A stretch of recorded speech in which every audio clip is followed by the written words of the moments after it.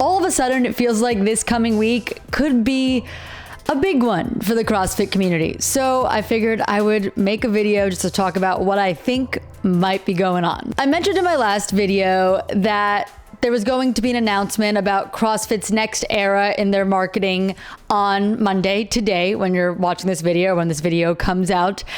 And I think they sort of got a little bit of a jump on it on Sunday. On Sunday, on CrossFit's Instagram page, we see 3 words that I've talked about before that sort of appeared back when we were at the games. But that is Forging Elite Fitness. And a couple months ago, I did a video where I talked about how much I like this phrasing, this marketing campaign, and how I thought CrossFit should lean into it. For a long time, and still now technically, the tagline has been Forging Elite Fitness. If you've been in the CrossFit space for some amount of time, I'm sure you've seen this somewhere. And I love it. I don't think they need to change it. In fact, I think they should lean harder into it. And I think the people that are naysayers about it don't quite understand it. And it looks like they're doing that with this being on their Instagram and being their pinned posts. So it's the first thing people see when they go to the CrossFit, not the CrossFit Games, the CrossFit Instagram is the Forging Elite Fitness methodology, ideology. And then in the caption, it says it was never about ability, it's about willingness. And I think that is so key to this idea of Forging Elite Fitness and this idea that CrossFit is for anybody, but it's not for everybody. Something that Greg Glassman said, I'm paraphrasing it a bit, but that Greg Glassman said a long time ago, and I think still rings true.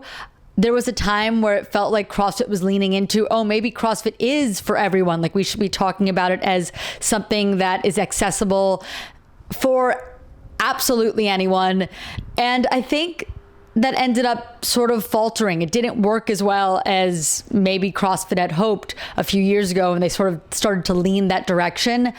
And now they're leaning back into what I feel made CrossFit so successful in those years like 2012, 13, 14, 15, 16, 17, 18, that really captured so much of the CrossFit community. I think they're heading back that direction. We shall see what comes out today. I'm recording this on Sunday, but I think that's what we're going to see. Keep an eye out for CrossFit's next marketing campaign, CrossFit's next era of the way they're taking not the sport, but the methodology, what we see in the gyms every single day. But on the sports side of things, on the CrossFit Games Instagram page, they released some information last week that is pretty significant. And that is the Sport of Fitness podcast is coming soon.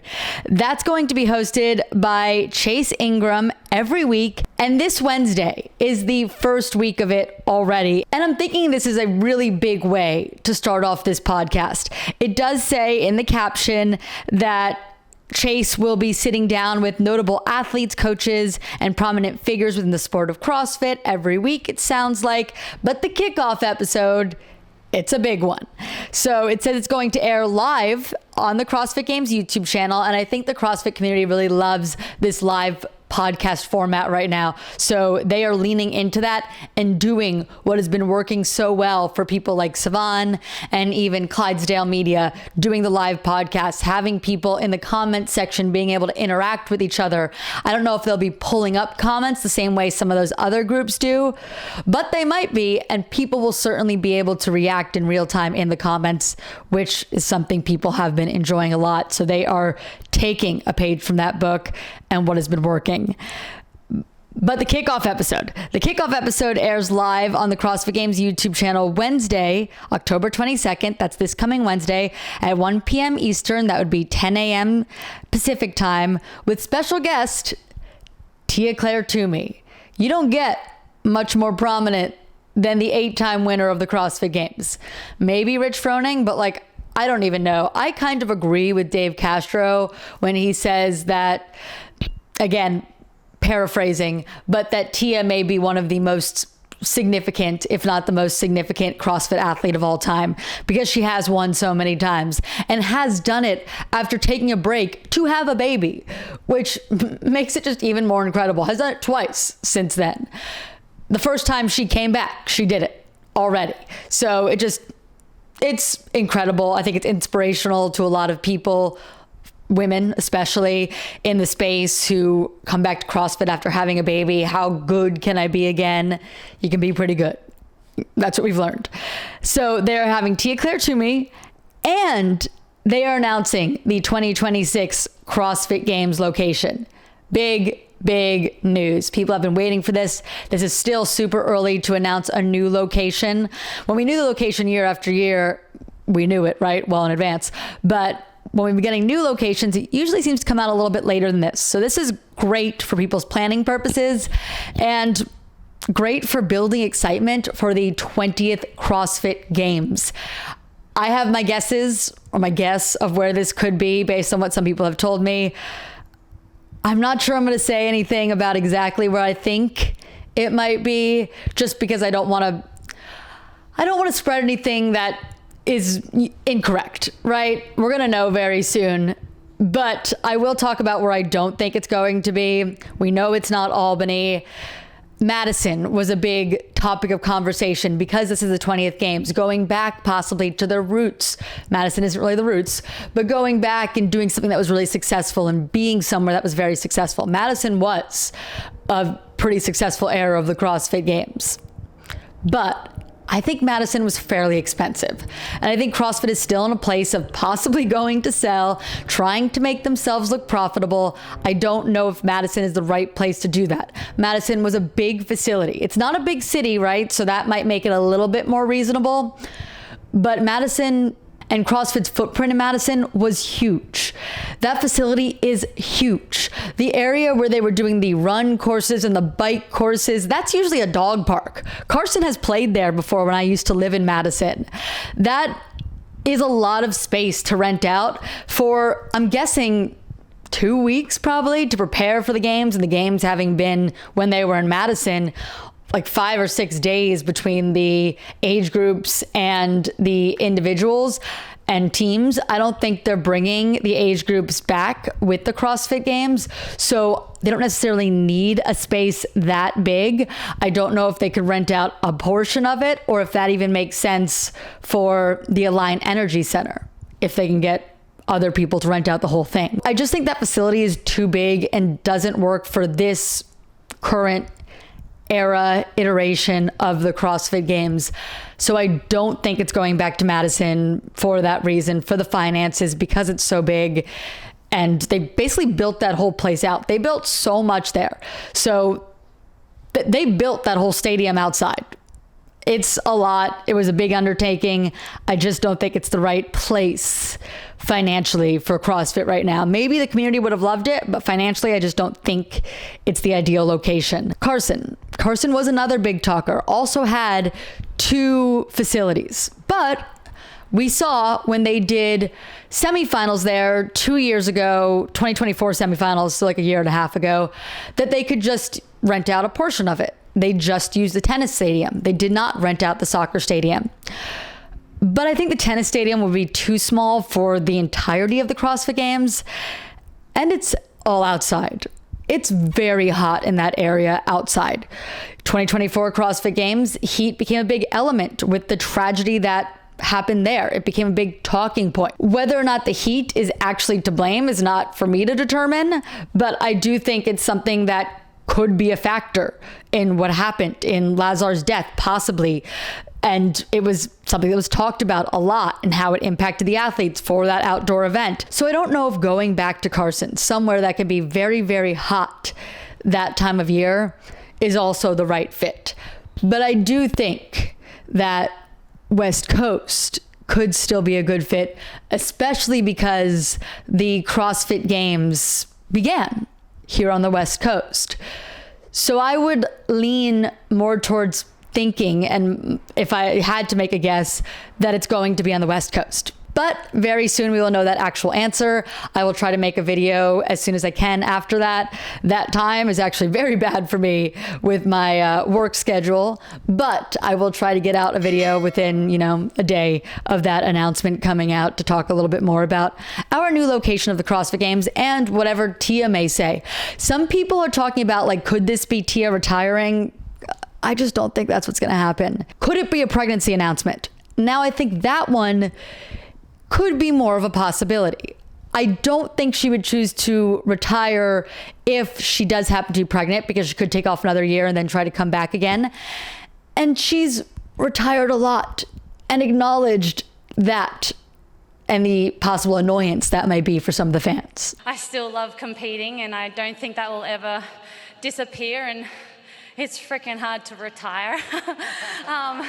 So I apologize for, retiring and coming back and retiring and coming back. So after making that statement at the 2025 CrossFit Games, I just can't see her coming out here 2 months later, 2.5 months later, and retiring again, even if she's pregnant. You can always retire in the future. She can have the baby and retire after that, if that's the case. It might not be either of those. She may just be a big name that gets people to tune in for this big announcement, to hear from her and talk about next season. That really could be it. Like, it doesn't have to be that she's announcing a pregnancy or retirement, but I think the pregnancy is far more likely than the retirement, and you can announce your pregnancy without announcing your retirement. And I would imagine that's what she would do after this last couple years.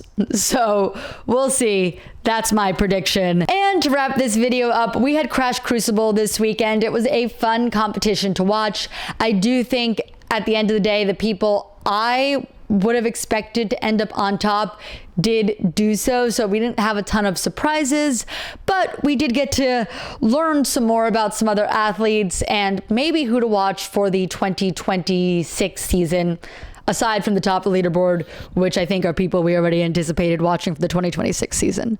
So on the men's side, we had Colton Mertens winning the whole thing, and he had a pretty sizable lead.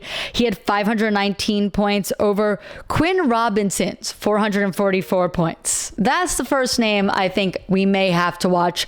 Quinn came back and talked to the Savan podcast, who is broadcasting the event, several times about what he's looking forward to about the 2026 season, possibly trying to make a games run.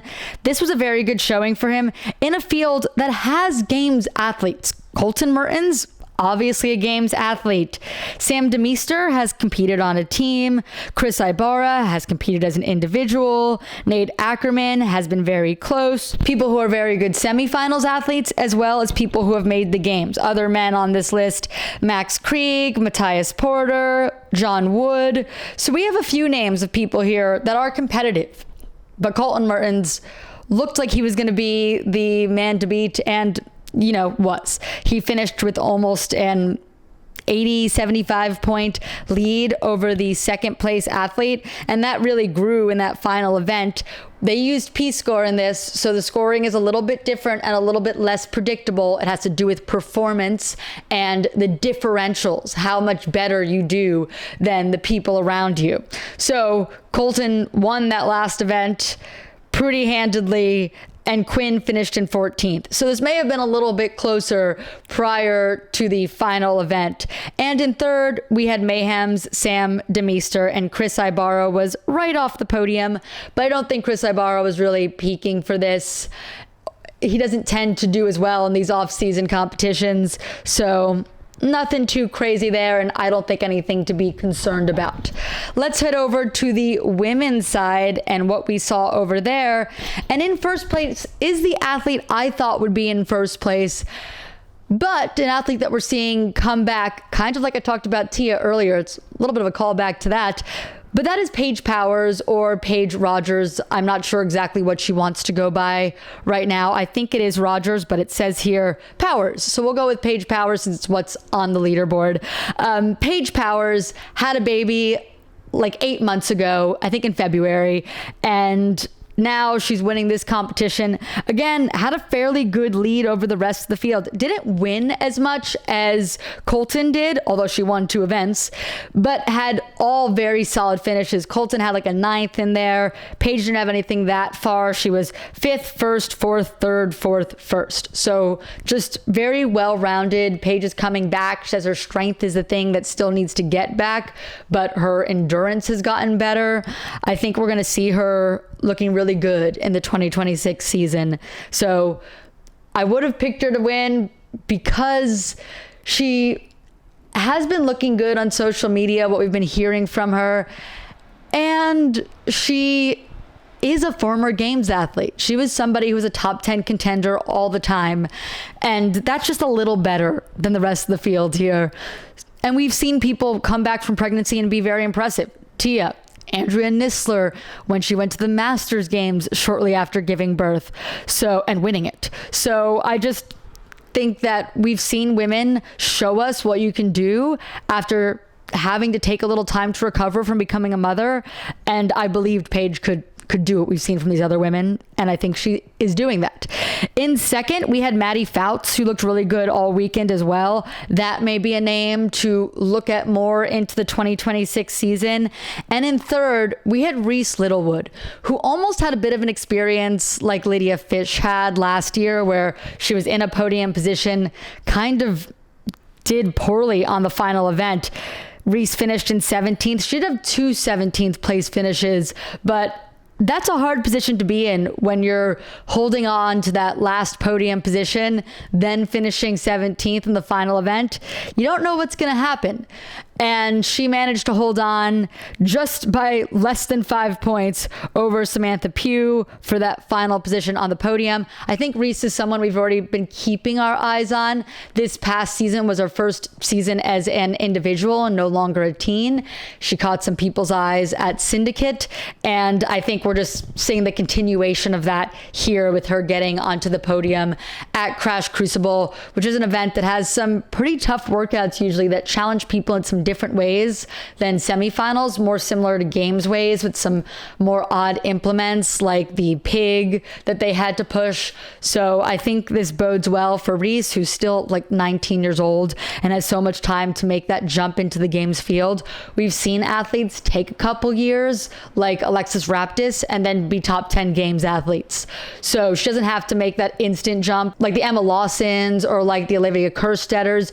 You don't need to make that instant jump to still have a great games career. So Reese Littlewood still has a lot of potential that we haven't seen yet, I think. Other people who ended up off the podium that I think are worth noting: Trista Smith finished in 6th. Right above her is Liz Wishart in 5th. Miley Wade, who's another teen looking to make the jump, but she was in the teen games this year and won the 16 to 17-year-old division.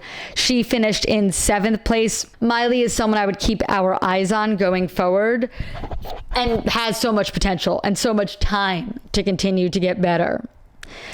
And then someone else I think is worth noting, Caitlin Bernardin. I believe she came into day 3 in 1st place and ended day 3 in 9th. She finished with a 26th and a 27th place finishes out of a field of 30.